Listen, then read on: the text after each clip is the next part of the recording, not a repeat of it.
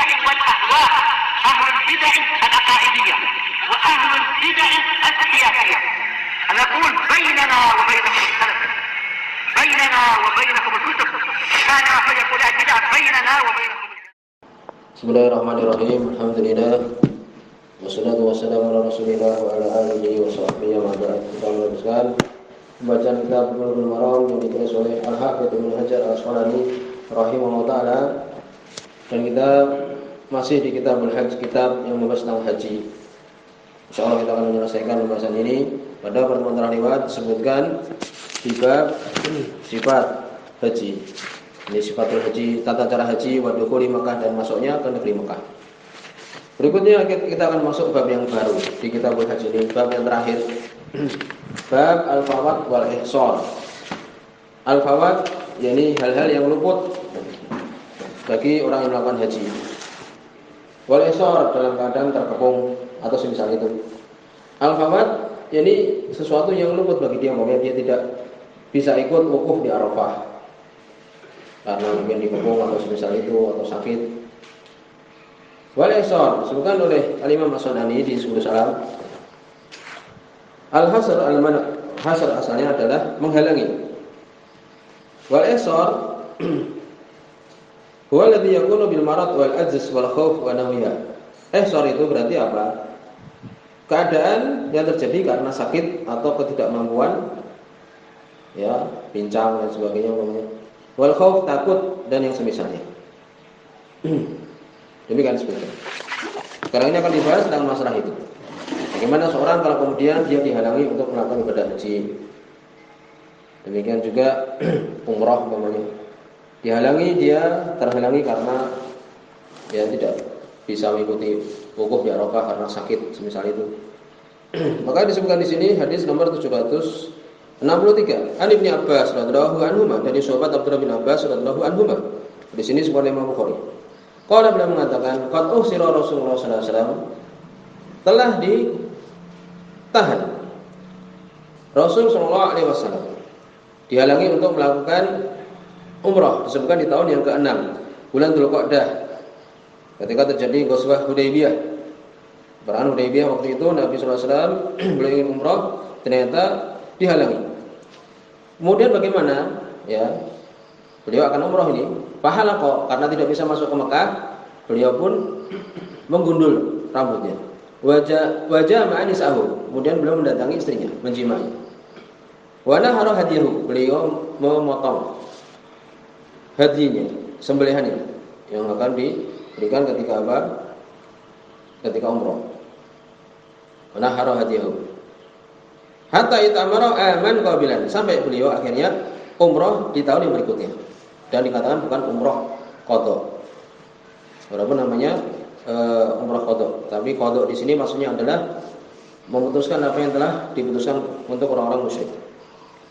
Rawal Bukhari, semua Imam Bukhari.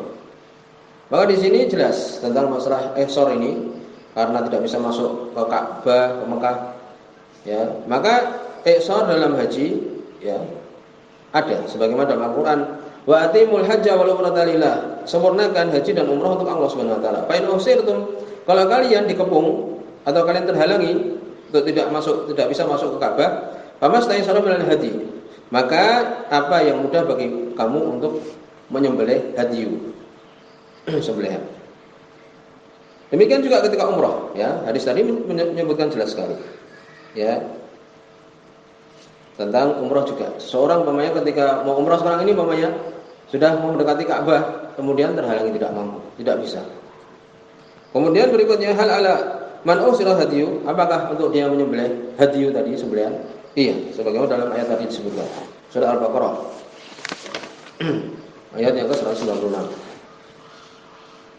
Dan al-hasr ini, ya, ditahan atau dikepung atau dihalangi, ini ada yang umum, ada yang khusus.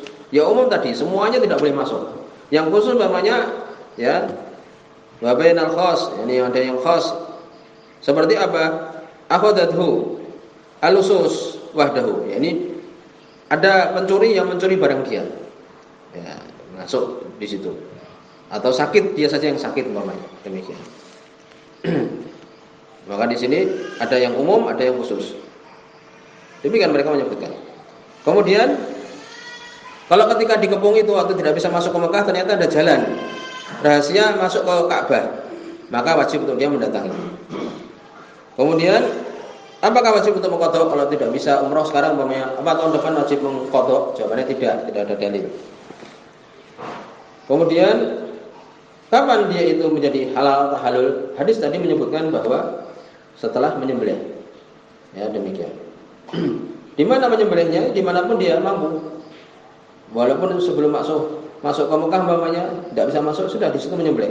Jadi kalau dia tidak bisa masuk ke Mekah, sudah niat umpamanya, maka bagaimana tadi disebutkan menggundul, ya. Jadi menyembelih dulu, kemudian menggundul.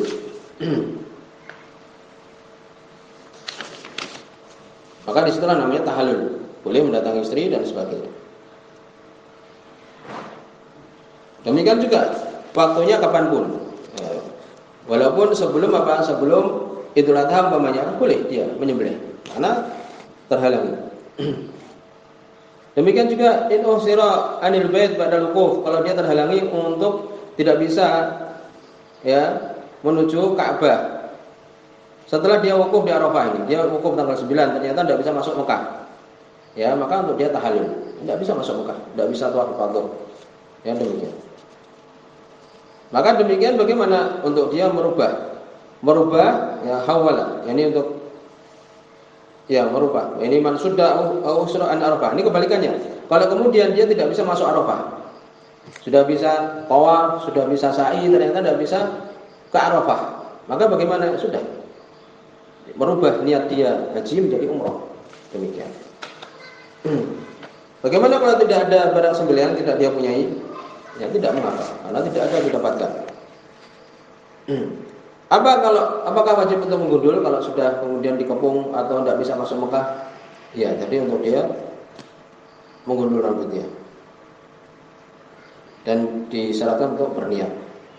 Jadi demikian, kalau seorang dia tidak bisa untuk mendatangi Mekah, padahal sudah bersiap-siap kan, maka untuk dia bagaimana? Ya sudah, untuk dia menyembelih kemudian menggundul, tidak melakukan tawaf, tidak bisa tawaf dan sebagainya. Kemudian berikutnya hadis nomor 764. Wa Aisyah radhiyallahu anha, dari Aisyah radhiyallahu anha qalat, beliau mengatakan, di sini semua Imam Bukhari dan Imam Muslim. Qalat, beliau mengatakan, dakhala Nabi sallallahu alaihi wasallam.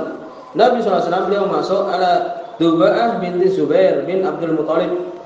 Disebutkan oleh Imam Sunani, ini adalah anak paman Nabi sallallahu alaihi wasallam. Duba'ah binti Zubair bin Abdul Muthalib.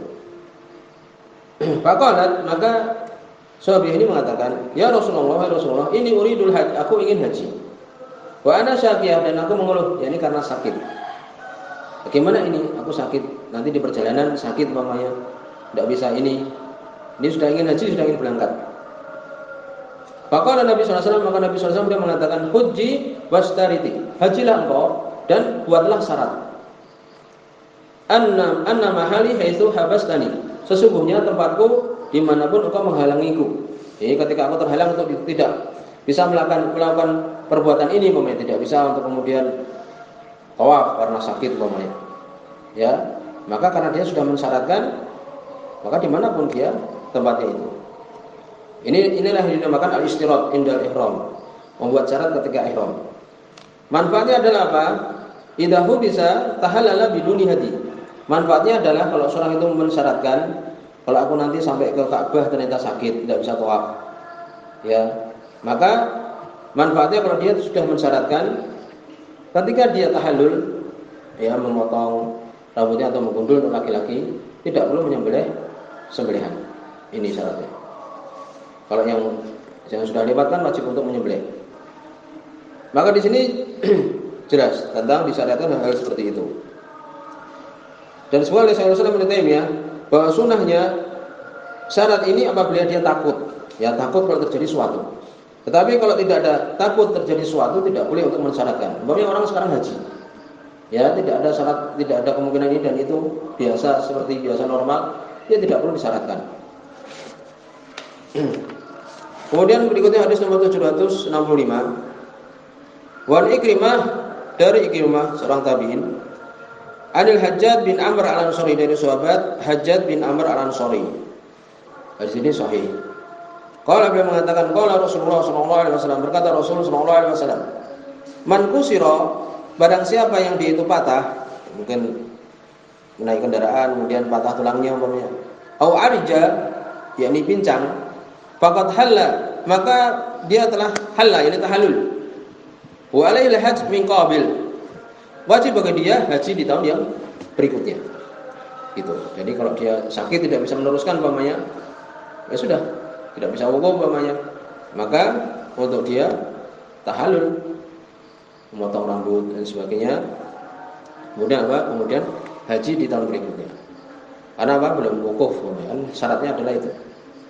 Kalau Ikrimah, maka Ikrimah mengatakan, ini tabi'in ini, Allah Taala, fasal tu Ibn Abbas, aku bertanya kepada Abdullah bin Abbas radhiyallahu anhu, wa Abu Hurairah, demikian juga Abu Hurairah radhiyallahu anhu, andalik, tentang itu. Faqala, keduanya mengatakan shadaqah, benar.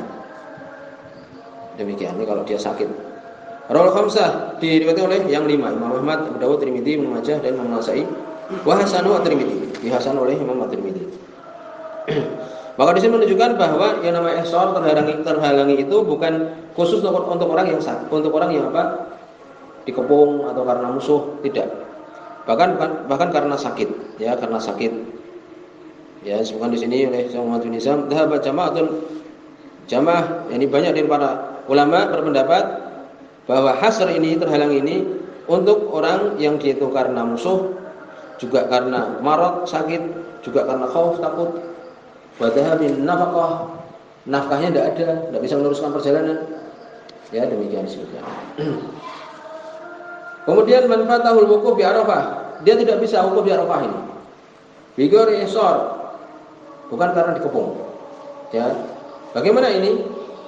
Jadi dia sudah melakukan amalan-amalan haji tadi, tawaf, sa'i, ya, umpamanya. Kemudian ketika di Arafah tidak bisa, maka dirubah menjadi umrah. Kan demikian. Ini kebanyakan orang mengatakan demikian. Dia tahallul bi tawaf. Dia tahallul dengan tawaf dan sa'i dan menggundul rambutnya. Demikian. Jadi umpamanya seorang berniat haji umpamanya ternyata tidak bisa mendatangi ketika Arafah, maka sudah dirubah niatnya menjadi niat umrah. Kemudian apakah wajib untuk mengqadha, ya, untuk kemudian menggantinya di tahun yang berikutnya mengqadha? Sebenarnya tidak ada dalil. Ya, tidak ada dalil. Tetap wajib. Kalau dia tidak bisa haji, berarti untuk tahun yang berikutnya wajib dia, ya, untuk melakukan ibadah haji. Dan itu bukan mengqadha, tidak mengganti, tapi wajib berikutnya untuk tahun berikutnya. Demikian juga apakah wajib dia untuk kemudian memotong sembelihan? Tidak ada dalil yang kemudian diwajibkan atasnya. Ini demikian. Ini selesai pembahasan kita tentang fawat wal ihsar. Ini keadaan-keadaan yang tertentu, seperti umpamanya berhadapan dengan musuh dan sebagainya. Maka disyariatkan seperti itu.